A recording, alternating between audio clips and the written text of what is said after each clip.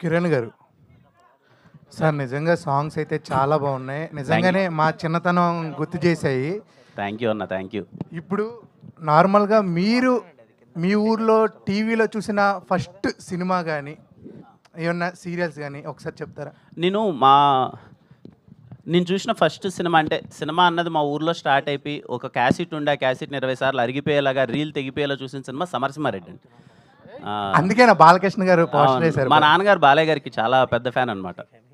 అప్పుడు సమరసింహారెడ్డి, నరసింహనాయుడు, పల్నాడు బ్రహ్మనాయుడు, నేను వేరే సినిమాకి వెళ్దామన్నా వద్దన్నా నన్ను 10 సార్లు వెళ్ళి చూసే థింగ్ అనమాట. అది మా ఇంట్లో ఆ క్యాసెట్ ఉండేది, అది అరిగిపోయింది కూడా అప్పుడు ఫస్ట్. ఇలాగే సక్సెస్గా. థ్యాంక్ యూ అన్న, thank you sir, thank you sir. Kiran గారు చాలా చిన్న స్థాయి నుంచి హీరోగా ఎదిగారు. అంటే మీరు ఒకప్పుడు అవకాశాల కోసం అంటే యూట్యూబ్ని ఒక షార్ట్ ఫిలిమ్స్ నుంచి హీరోగా ఎదిగారు. మీరు అవకాశాల కోసం ట్రై చేస్తున్న రోజుల నుంచి మీరు ప్రొడ్యూస్ చేసే స్థాయికి ఎదిగారు. ఫస్ట్ అది చాలామందికి ఇన్స్పిరేషన్. Thank you sir. అంటే ఏంటి అంటే ఈ కాన్సెప్ట్ ఏంటంటే మీరు ప్రొడ్యూసర్గా మారడానికి రీజన్ ఏంటి? అంటే కొత్త వాళ్ళని ఎంకరేజ్ చేయాలనా, లేకపోతే ఏంటి ప్రొడ్యూసర్గా మారడానికి రీజన్ ఏంటి సార్? అంటే నా ఉద్దేశం ఖచ్చితంగా ఏదో ఇది మన మీద ఉద్ధరిస్తానని చేస్తానని పెద్ద విషయం కాదు కానీ సార్, నేను చాలా దగ్గరగా చూశాను సార్.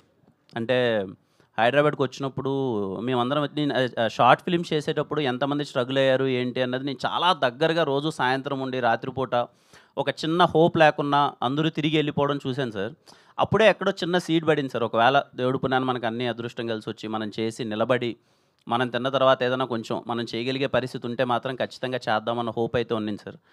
అప్పుడే అందుకే ఇప్పుడు మనం ఉన్న దాంట్లో కొంచెం మనం పెట్టగలిగిన బడ్జెట్లో చేయొచ్చు అనిపించింది. అందుకే అందరూ కొత్త వాళ్ళతోనే చేద్దాం అనుకున్నాను. ఇది చాలా చిన్న మొదటి ప్రయత్నం సార్. అంటే కొత్త వాళ్ళతో చేస్తున్నారు కదా ఈ సినిమా. అంటే థియేటర్లకి రప్పించాలంటే మీరు కమర్షియల్ సినిమా కాదు, ఇది ఎంటర్టైన్మెంట్ లేదు అంటున్నారు. అంటే ఆడియన్స్ని ఎంగేజ్ ఏ యాక్సెప్ట్లో ఆడియన్స్ని ఎంగేజ్ అవుతారు ఈ సినిమాకి? ఏంటి అంటే కొత్త వాళ్ళని పెట్టి బడ్జెట్ ఎంతో మీరు పెట్టిన బడ్జెట్ ఖచ్చితంగా ఎంతో మినిమం బడ్జెట్ అయ్యి ఉంటుంది. దాన్ని ఎలా అంటే అంత గట్స్ ఏంటి? ఒక ప్రయోగం ఎక్స్పెరిమెంట్ అనుకోవచ్చా ఈ సినిమా? సార్ మనం చూస్తున్నాం సార్, ఇప్పుడు చాలా చిన్న సినిమాలు కంటెంట్ కానీ బాగుండి కొత్తదనంగా ఉండి ప్రజెంటేషన్ ప్రాపర్గా ఉంటాయి. నేను ఎప్పుడు ఏం నమ్ముతానంటే సార్, మనం తీసిన ప్రోడక్ట్ని రైట్గా ప్రజెంట్ చేస్తే మేము తీసిన సినిమా ఇది మీకు ఉండబోతుంది అని మనం చేసే ప్రమోషనల్ మెటీరియల్స్లో కానీ ఆడియన్స్కి మీరు థియేటర్లోకి వస్తే మీకు ఇలాంటి ఎక్స్పీరియన్స్ ఇవ్వబోతున్నాం అనేది కానీ మనం ప్రాపర్గా చెప్పగలిగితే ఖచ్చితంగా థియేటర్కి వచ్చి వాళ్ళు చాలా బాగా ఎంజాయ్ చేస్తారని నేను నమ్ముతాను సార్. నా సినిమాలో కూడా ప్రీవియస్లో అదే ప్రూవ్ అయింది. ఈ తిమ్మరాజపల్లి టీవీ నేను హానెస్ట్ ఫిలిం ఎందుకు చెప్పానంటే సార్, ముని ఊర్లో చూసింది వాళ్ళ ఊర్లో జరిగిన ఒక ఇన్సిడెంట్ని కళ్ళకు కట్టినట్టు అలాగే తీసాడు సార్. అది ఇప్పుడు చాలామంది ఆడియన్స్కి నచ్చుతుందని నా feeling sir. More than commercial elements, more than anything ఒక ఆనెస్ట్ ఫిలిం తీస్తే థియేటర్కి అందరూ పరిగెడుతున్నారు ఈ మధ్యకాలంలో. మనం చూస్తున్నాం కదా సార్, ఏదైనా మంచి సినిమా వచ్చినప్పుడు చాలా బాగా తీశారా అని. బట్ కొన్ని సినిమాలు మంచి సినిమాలు ప్రయత్నంగానే అయిపోతున్నాయి, మళ్ళీ తర్వాత వచ్చి చాలా బాగుంది అంటున్నారు. నాకైతే నమ్మకం ఉంది సార్ ఈ సినిమా థియేటర్కి. But I'm trying my best. ఇదిగో వీళ్ళందరూ కొత్త వాళ్ళు చాలా మంచి పర్ఫార్మెన్స్ ఇచ్చారు, మంచి టెక్నికల్ వాల్యూస్ ఉన్న ఒక సినిమా. మీకైతే థియేటర్లో బోర్ కొట్టకుండా ఉండే సినిమాని నేను ప్రయత్నిస్తున్నాను. ఖచ్చితంగా చూస్తే మంచి ఎక్స్పీరియన్స్ ఆడియన్స్కి వస్తుందని ఫీల్ అవుతున్నాను సార్. కిరణ్ గారు sir hi sir. Hi sir. ఇది అంటే ఒక పక్క సినిమాలు చేస్తున్నారు, వెబ్ సిరీస్ ఒకటి చేస్తున్నారు, ప్రొడక్షన్ కొన్ని సినిమాలు మీ సినిమాలు ప్రొడక్షన్లో మీరు పార్ట్ అయ్యి ఉన్నారు. ఇప్పుడు వేరే వాళ్ళని ఇంట్రొడ్యూస్ చేస్తా సినిమా చేస్తున్నారు. అంటే టూ మెనీ థింగ్స్ పెట్టుకుంటున్నారేమో. అంటే ఎలా మేనేజ్ చేయగలుగుతున్నారు ఇవన్నీ అసలు? ఆ టీం మంచి టీం సార్, మంచి టీం సపోర్ట్. ఆఫీస్లో ఉన్న వాళ్ళందరూ ఎక్కడే కానీ వాళ్ళు 10 రూపాయలు మాకెలా వస్తుంది అనే దానికన్నా అందరం కలిసి ఎలా బాగుందామని ఆలోచించే మనస్తత్వాలందరూ. సో వాళ్ళందరూ సపోర్ట్ వల్ల చాలా హ్యాపీగా జరుగుతుంది సార్. అలా నాకేం ఎక్కడ స్ట్రెస్ కానీ ప్రెషర్ కానీ ఏం అవ్వట్లేదు sir. And I'm very happy doing it. ఒక క్రియేటివ్ పర్సన్గా, యాక్టర్గా, ఒక అంబిషన్ అన్నీ పక్కన పెట్టండి. ప్యూర్ ఒక ప్రొడ్యూసర్గా చెప్పండి, అసలు ఈ సినిమా ఒక కమర్షియల్గా మీరు ఏ పొజిషన్లో ఉన్నారు? అంటే థియేటర్కల్లో, నాన్ థియేటర్కల్ అన్నీ ఉంటాయి కదా, ఆ లెక్కలు చూసుకుంటే అసలు హౌ కంఫర్టబుల్ ఆర్ యూ, లేకపోతే ఎంత అన్కంఫర్టబుల్గా ఉన్నారు? Sir to be very frank, ఇంతవరకు నేను బిజినెస్ కూడా ఓపెన్ చేయలేదు సార్. ముందు నేను సినిమా చూసుకుందాం, చాలా సినిమా కంప్లీట్ అయిన తర్వాత నేను చూసుకుందాం. నాకు బాగా దగ్గరైన వ్యక్తులు కొంతమందికి సినిమా చూపించాను, వాళ్ళందరూ ఒపీనియన్ తీసుకున్నాను. నేను సినిమా చూశాను. ఈ సినిమా ఏంటన్నది నాకు ఒకటి అర్థమైంది సార్. నాకు తెలిసి ఈ మధ్యకాలంలో very very very honest film sir.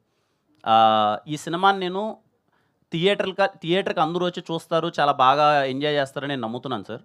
But if in case ఒకవేళ థియేటర్లో ఈ సినిమా ఎంత రన్ అవుతుంది, ఎంత పరిగెడుతుంది అనే దానికని పక్కన పెడితే, ఇదిగో ఇక్కడ ఉన్నారు కదా సార్, ఈ స్టేజ్ మీద ఉన్న ఆర్టిస్టులు కానీ టెక్నీషియన్ కానీ వీళ్ళందరి లైఫ్ అయితే సెటిల్ అయిపోతుంది sir, because they gave there best. నాకు కమర్షియల్గా ఎంత సక్సెస్ వస్తుంది ఏంటి అని పక్కన పెడితే సార్, ఓకే ఒకవేళ అంత మంచి జరిగి దేవుడు పుణ్యాన్ని అందరూ సినిమా చూసి నచ్చి నాకు 10 రూపాయలు వచ్చినా ఓకే, రాకపోయినా okay sir, I mean that space no, రాకపోయినా okay sir. All the best. Thank you sir. Thank you Kiran గారు ఇక్కడ అన్న. Sir hi sir. హాయ్ అండి. మార్చి 21, 2026 ఈ రోజు వరకు ఇప్పటి వరకు నాకు మీరు రియల్ హీరోలాగా కనబడట్లేదు. రియల్ హీరో అనుకున్నాను, ఇవాళ నుంచి మీరు నాకు రియల్ హీరోలాగా కనబడుతున్నారు సార్. Thank you sir. కారణం ఏంటంటే నిజంగా మీరు ఇప్పుడు 50 మంది అంటే అలా ప్రౌడ్గా చెప్పుకునేవారు. దర్శకుడు తేజ గారు ఇవాళ ఎంతమంది వాళ్ళ ఎరాతో నుంచి ఎన్ని లైఫ్లు సెటిల్ అయినాయి. అలాగే మీ దగ్గర కూడా ఇప్పుడు మీరు చెప్తుంటే కూడా నిజంగా చాలా హానెస్ట్ ఫిలిం అని కనబడతా ఉండింది. మేము పాటలన్నీ చూసాం, నిజంగా చాలా బాగున్నాయి. మా ఊర్లో ఫస్ట్ మేము ట్యూషన్ నుంచి వస్తుంటే మహాభారత్కి కహాని అనగానే లగెత్తుకుంటూ వెళ్ళి పక్కింట్లో టీవీ చూసేవాళ్ళం. అలా ఆ నాస్టాల్జియా ఫీలింగ్ అయితే ఖచ్చితంగా ఉండింది.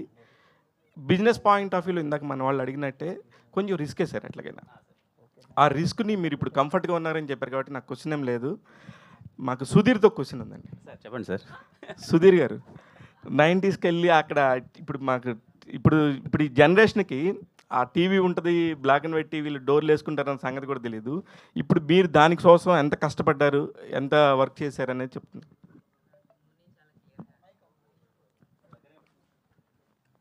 హలో, నాకు ముని చాలా క్లియర్గా చెప్పారండి ఆయనకి ఏం కావాలి అని. So it was easy. ఆయనకు ఒక విజువల్ ఉండింది, నేను అది చేసి పెట్టాను క్లియర్గా, అంతే. అలాంటి ఒక అద్భుతమైన సినిమాలో అంటే ఒక హీరో తర్వాత మీ వర్క్ని ఫస్ట్ టైం బాగా ఎక్కువ మాట్లాడుకున్నారు. ఒక మిడ్ రేంజ్ సినిమాలో ప్రొడక్షన్ డిజైనర్ గురించి ఎక్కువ మాట్లాడిన సినిమా. అవును సార్. ఆ తర్వాత మళ్ళీ దీనికి ఆ పేరు వస్తుందంటారా? ఫర్ షూర్ సార్, ప్రతి సినిమాకి అలా అనుకునే పని చేస్తాం. ఆల్ ది వెరీ బెస్ట్ అండి. కిరణ్ గారు హాయ్ అండి. ఫస్ట్ ఆఫ్ ఆల్ ఒక ఎడిటర్ని డైరెక్టర్గా మార్చారు, ఒక కెమెరామ్యాన్ని లీడ్గా యాక్టర్గా మార్చారు, అండ్ ఇంతమందిని పరిచయం చేయబోతున్నారు. ఆల్ ద వెరీ బెస్ట్ అండి, గొప్ప విషయం అది. థ్యాంక్ యూ అన్న, థ్యాంక్ యూ. అండ్ ఈ సినిమాకి వచ్చేసరికి ముని గారు మీకు స్టోరీ చెప్పినప్పుడు అంటే మీకు నచ్చిన ఎలిమెంట్ అండి, యాజ్ ఎ ప్రొడ్యూసర్గా కానీ యాజ్ ఎ హీరోగా కానీ మీకు టేస్ట్ ఉంటుంది, మీరు పిక్ చేసుకునే స్టోరీస్ కానీ అవి కానీ లైక్ నాస్టాలజిక్ మూమెంట్స్ అని ఏదైనా సస్పెన్స్ డ్రామా ఇంకేమన్నా? వాళ్ళ ఊర్లో జరిగిన ఒక సంఘటన చెప్పాడు. అంటే సాయంత్రం అవగానే ఊరందరూ కలిసి ఒక ఇంటికి టీవీ చూడడానికి ఎలా వెళ్ళేవాళ్ళు. నిజంగా ఊర్లో చాలామంది ఈగో ఇష్యూస్ ఉంటాయి, క్యారెక్టర్స్ ఉంటాయి. ఆ ఇంటికి మనం వెళ్ళినప్పుడు ఆ ఇంట్లో వాళ్ళకి మనం నచ్చలేదు అనుకోండి, వాళ్ళు కూర్చోనేరు మనల్ని అక్కడ, కట్టితో కొట్టేసి వెళ్ళిపోమంటారు. మన నాన్నకి నచ్చకపోయినా మనల్ని పంపరు ఆ ఇంటికి, రే వాడింటికి నువ్వేంట్రా వెళ్ళలేదని. కానీ ఈయనేమో టీవీ తెచ్చి కొని తెచ్చి పెట్టాడు కదా. సో అక్కడికి పిల్లలకి వెళ్దామన్న ఈ ఈగో ఇష్యూస్ కానీ మనోడు చెప్పిన ఒక సంఘటన, అందరూ ఒక ఇంట్లోకి వెళ్ళి టీవీ చూస్తే ఆ ఇంట్లో వాళ్ళ మూడ్ ఎలా ఉంటుంది ఇవన్నీ చెప్పినప్పుడు నాకు చాలా హానెస్ట్గా అనిపించింది. నేను మా ఊర్లో చూశాను, మా ఊర్లో ఒకే ఒక టీవీ ఉండేది, మేము అందరం వెళ్ళి టీవీ చూస్తుంటే మనోడు 2 గంటలు కథ చెప్తున్నప్పుడు నేను మొత్తం కనెక్ట్ అయిపోతున్నాను. అవును కదా, చాలా నాస్టాలజిక్ ఫీల్ కదా ఇది. ఈ జనరేషన్ వాళ్ళకి మనందరికీ టీవీ అన్నది చాలా స్పెషల్ థింగ్. ఈ జనరేషన్ వాళ్ళకి నాకు తెలిసి అంత స్పెషల్ థింగ్ అయితే కాదు టీవీ. ఏది ఇంట్లో ప్రతి ఒక్క బెడ్రూమ్లో టీవీ ఉంటుంది ఇప్పుడు, కానీ ఆన్ అవుతాయి ఆన్ అవ్వో ఎవరికి తెలియదు. ఎందుకంటే ఇదిగో టీవీ వాళ్ళ తమ్ముడు వచ్చేసాడు, తమ్ముడు అంటే ఫోన్. ఇప్పుడు మొత్తం అంతా ఫోన్లలో యాప్లో లేకపోతే అది ఇది ఉంది కదా. సో టీవీ ఇంపార్టెన్స్ గురించి చెప్తే చాలామంది కనెక్ట్ అవుతారు. ఒక మళ్ళీ అందరూ చిన్న నాస్టాలజిక్ ఫీలింగ్కి వెళ్తారు. వాళ్ళ ఇంట్లో ఫస్ట్ టీవీ ఏది ఉంది, వాళ్ళు చూసిన ఫస్ట్ సినిమా ఏది అని చెప్పి వాళ్ళ ఇంట్లో మెమరీస్ అంతా గుర్తు తెచ్చుకుంటారు. వాళ్ళ ఊరు ఒకసారి గుర్తుకొస్తుంది అని చాలా బాగా అనిపించింది బ్రో. అందుకే నమ్మాను, అదే తీసాము. అంటే నేను ఎందుకు హానెస్ట్ ఫిల్మ్ అని పదే పదే చెప్తున్నానంటే అలాగే ప్రజెంట్ చేసాం. And I'm so happy. ముని ఏదైతే చెప్పాడో అదే తీశాడు.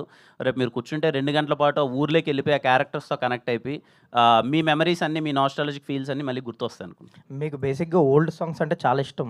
మీకు కే ర్యాంప్లో రాజశేఖర్ గారి సాంగ్ ఎంత వైరల్ అయిందో తెలుసు మీకు, రిలీజ్ తర్వాత పోస్ట్ రిలీజ్. అండ్ ఇందులో కూడా ఏదో బాలకృష్ణ గారి సాంగ్ ఏదో వాడారు, అది మంచి వైబ్ ఉంటుంది థియేటర్లో అంటున్నారు.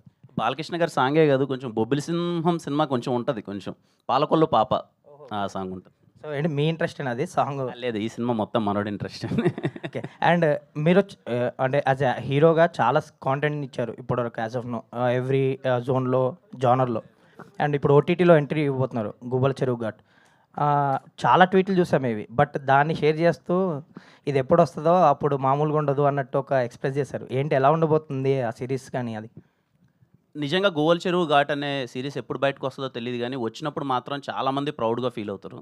It is going to B one of the best series in India, I'm sure. అంటే నాకు సీరీస్ల మీద అంతకుముందు నేను ఎప్పుడు చేయలేదు, నాకు తెలియదు ఆ సెక్షన్ ఎలా ఉంటుంది ఏంటని. నేను ఏదో మెయిన్ స్ట్రీమ్ సినిమాలు చేసుకుంటూ వెళ్తాను. భరత్ కమ్మ అన్న is a very good film maker, నాకు చాలా ఇష్టం. షార్ట్ ఫిల్మ్స్ చేసేటప్పుడు దగ్గర నుంచి భరత్ అన్న షార్ట్ ఫిల్మ్స్ అన్నీ చాలా బాగుండేటి. ఆ dear comrade is a nice film, చాలా బాగుంటుంది. అన్న వచ్చి నాకు కథ చెప్పినప్పుడు నేను సర్ప్రైజ్ అయిపోయాను అనమాట. అరే ఒక పొలిటికల్ డ్రామా ఇంత బాగా డిజైన్ చేశాడు ఏంటి అయినా, నేను మిస్ అవ్వద్దు ఈ సినిమా, ఎట్టి పరిస్థితిలో ఈ సిరీస్ మిస్ అవ్వద్దు అనుకున్నాను. నేను వెళ్ళి షూట్ చేశాను. చేసిన తర్వాత నా ఫీలింగ్ అది, అందుకే అది ట్వీట్ చేశాను. అది ఏ రోజు బయటకు వస్తుందో తెలియదు కానీ చాలా సర్ప్రైజింగ్గా ఉంటుందని. చాలా అంటే చాలా బాగా తీశారు bro, and I'm so happy working with them. Amazon వాళ్ళు కానీ, ద ప్రొడక్షన్ వాల్యూస్ కానీ, it is going to be the one of the best and big budgeted series. చాలా బాగా వచ్చింది. ఆ డ్రామా మనందరం చాలా బాగా ఎంజాయ్ చేస్తాం. ఇయర్లోనే ఉండొచ్చు అండి ఇది స్ట్రీమింగ్. మోస్ట్లీ ఇయర్లోనే ఉండొచ్చు. ముని గారు, కిరణ్ గారు చెప్పినట్టు మీరు చెప్పినట్టు మీ రియల్ ఇన్సిడెంట్స్ తీసుకొని మీ ఊర్లో తీసిన సినిమా అంటున్నారు తిమ్మరాజుపల్లి.